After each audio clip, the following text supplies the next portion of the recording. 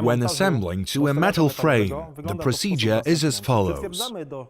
Fix the mounting hooks to the wall, 40–50 centimeters apart, depending on the height of the building.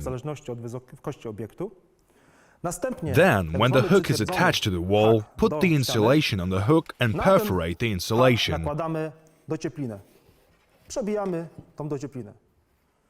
Then, put the membrane on the insulation, and when the membrane is properly placed, fix the profile to the assembly hooks.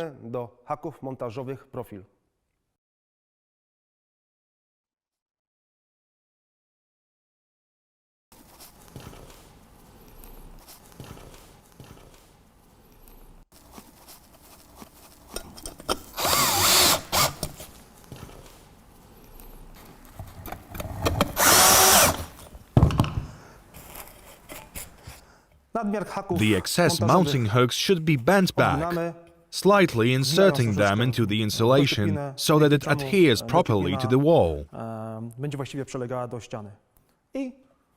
This way we create a surface on which we will install the panels. In the case of assembly on a wooden construction, first install the horizontal straight edges along the building. Then fill the space between the straight edges with insulation. Put the membrane on and insert vertical straight edges on the membrane, which will form the basis for panel installation. The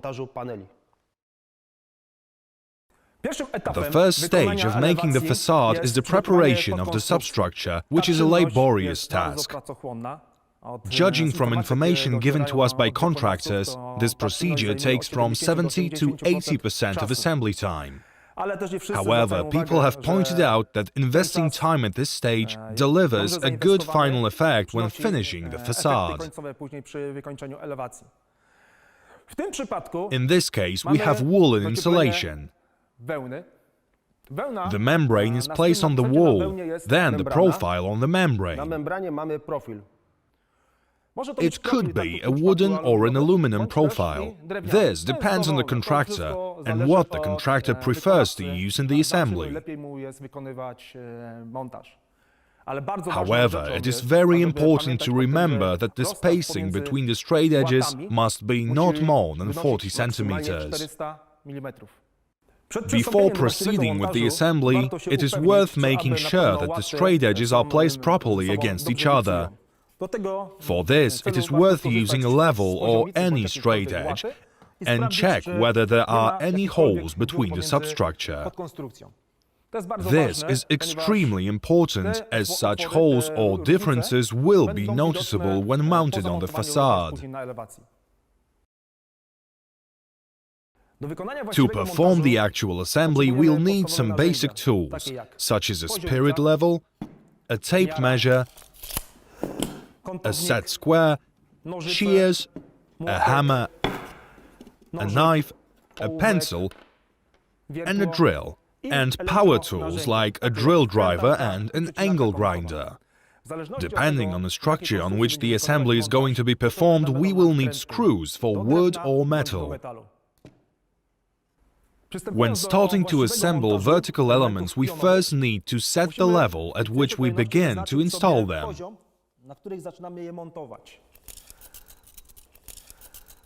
The level we recommend is 150 millimeters. It is necessary to ensure proper air circulation under the facade. Then, if vertical elements have already been mounted here, we need to make sure that the structure is kept upright. Finishing elements have locks that allow them to be connected.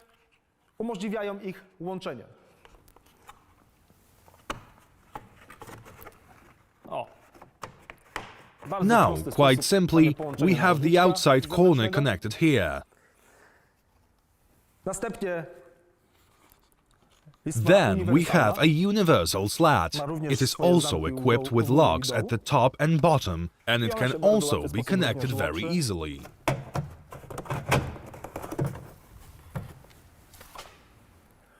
Having completed the assembly of the vertical elements, we proceed to the assembly of the slats.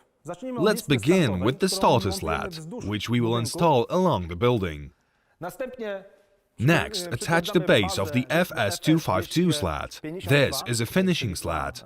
At the top there is the base of the FS262 slat, and that is the base of the ventilation slat. The next stage is the assembly of panels. The panels should be mounted from left to right. Before assembly, the first panel should be cut to size, like this panel that has already been cut. We need to cut it approximately halfway, and the offcut should not be thrown away. Keep it, as it will be useful when finishing the wall. As I have previously shown, the panels are equipped with locks that stick into the starter slat. Insert the panel into the starter slat,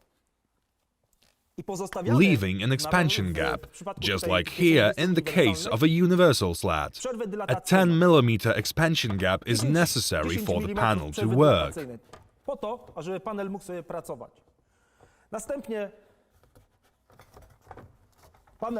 Then, attach the panel, screwing it into the kidney slot halfway, so that the panel can work freely. The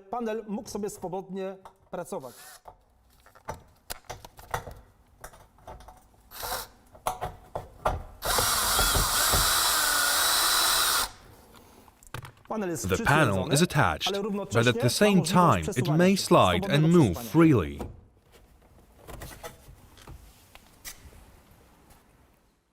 Then proceed to the assembly of the next panel. Insert the top part of the panel into the vertical lock, controlling the bottom part with your hand to ensure that the panel has been properly inserted into the starting slat, while simultaneously pushing the top part.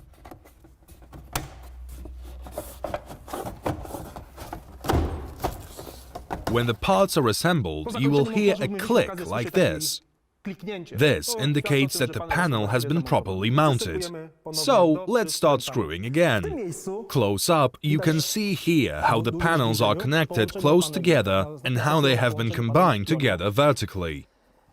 In order to give the facade its desired stiffness, install the next panel, shifting it by 50% to make the facade more rigid. For this, we'll need to install a larger panel.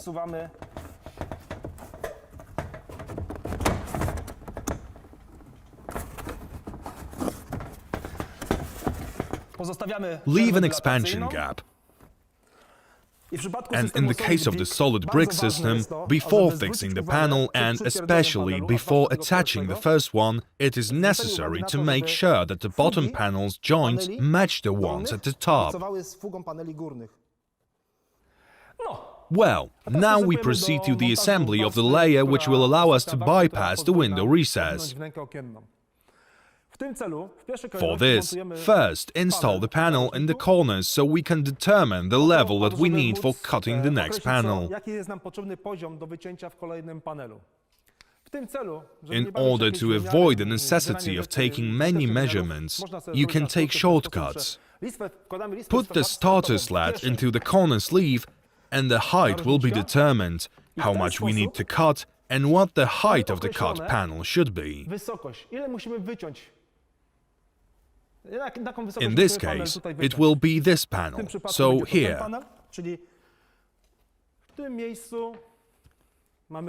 So we will need to cut this part off. Now we have to determine what size we will need. Measure the distance from one edge to another and add 1 centimeter.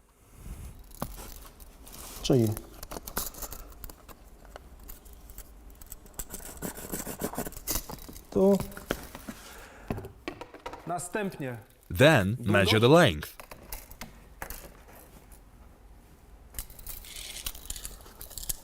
Measure this as well and then take it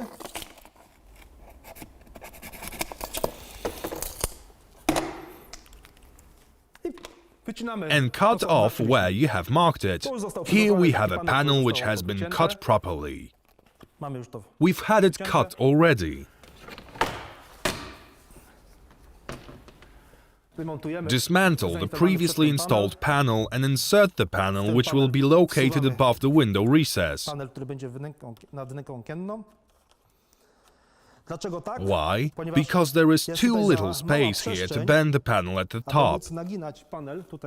So, we need to insert two panels at once.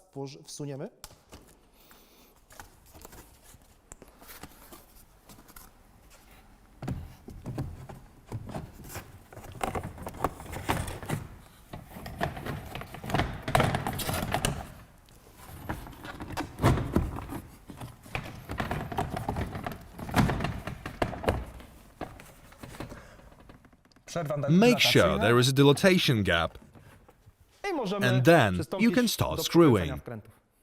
Now, let's install the final layer. To do this, measure the size you need, mark it on the panel, and cut the panel to size. Here we have a panel that has been cut to size already prepared. Climb the ladder.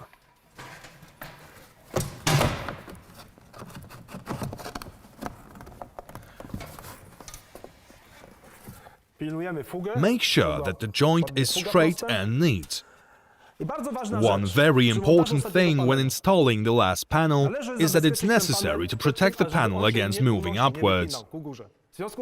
Therefore, put a screw into the slat that will prevent it from moving up.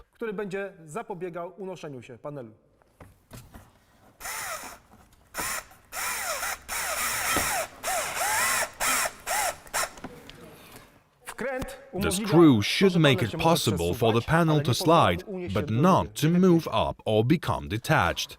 To finish the assembly, we need to mount the external part of the two-part slats. The installation of finishing slats is best done by two people. To do this, I asked a friend to help, because the slats are long and quite flexible.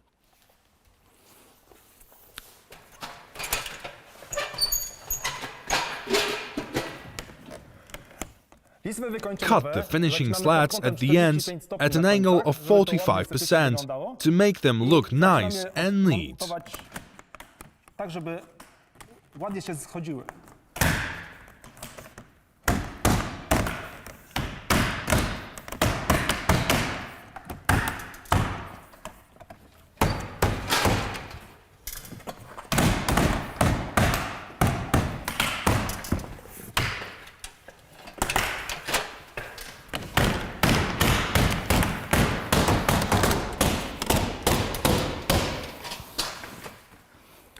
The advantage of two-part slats is that the slats can be assembled and disassembled many times.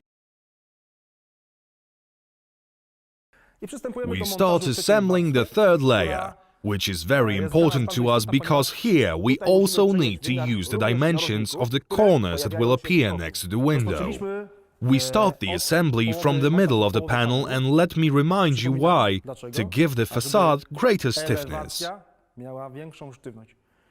Here we have a half panel mounted, a whole panel here, and a half panel again here, thanks to which the facade is stiffer.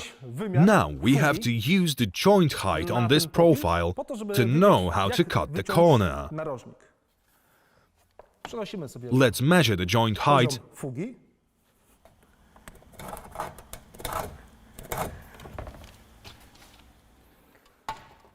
and then put it in the corner to indicate the place where the joint will be.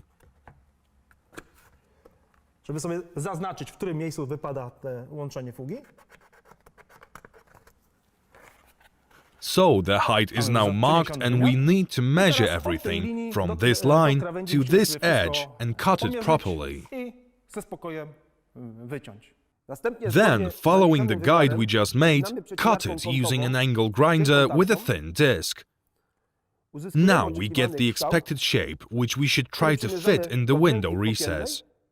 This way, we basically get the target finish. The top edge of the window recess will be also finished using external corners. For this, first measure the external length from one edge of the corner to the other edge of the corner, as well as the internal length from the inside of the corner to the inside of the other corner. In the case of internal dimensions, add 1 centimeter on each side for overlap.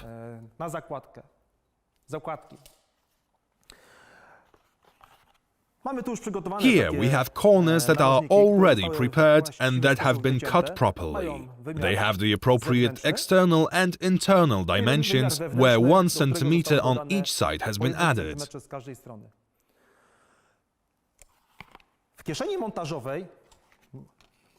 In the mounting sleeve, which will be at the top, make small drainage holes that will drain water from the facade, so that the water escapes to the outside of the facade and not under it.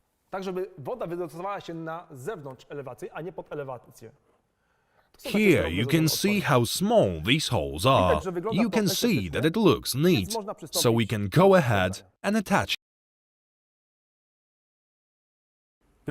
We are frequently asked how to make a smooth connection between the solid system and vinyl siding by our customers. We start this operation by connecting the solid system slats with vinyl siding slats.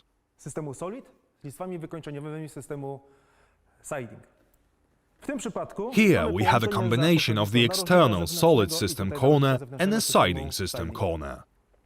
Then, in order to combine the solid system panel and the siding, you will need an H-bar, which will be applied in a slightly different way than intended. It will not be used as a vertical connector, but as a horizontal one. It will serve as a starting slat for vinyl siding.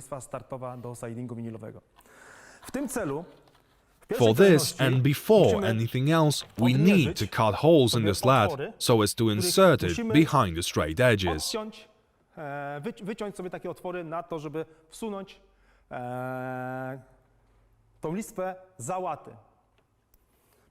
After making the cuts, insert the slat and screw it in using a drill driver.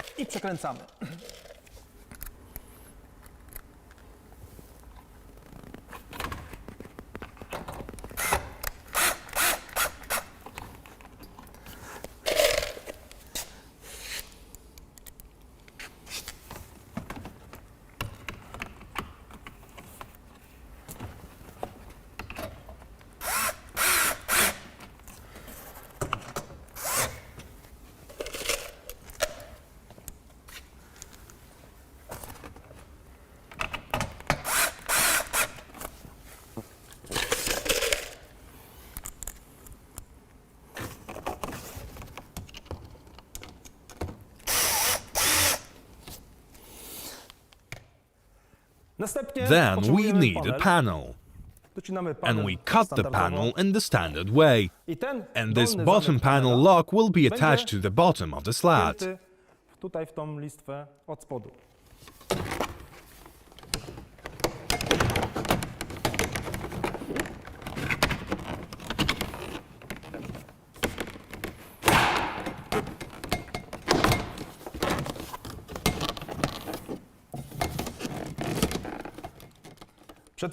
Before mounting the panel, remember to leave an expansion gap in the finishing slat.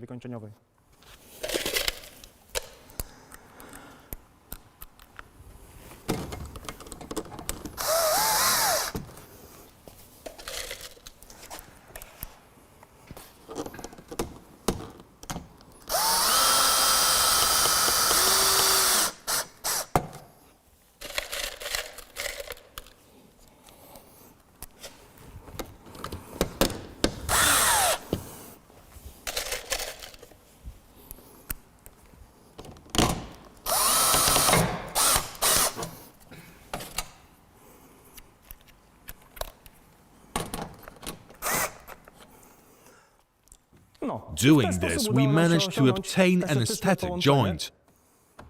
It is impossible to detach, drainage is ensured, and we can continue the assembly by mounting another panel. montując kolejny panel.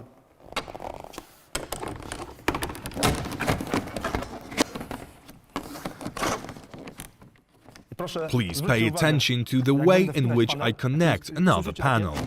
You will hear a click. This is the result of the fact that our panel is equipped with a click lock, thanks to which the panel, once attached, won't detach or move. Then you can easily reach for tools or measure something, and you can continue the assembly. Once attached, the panel stays in place.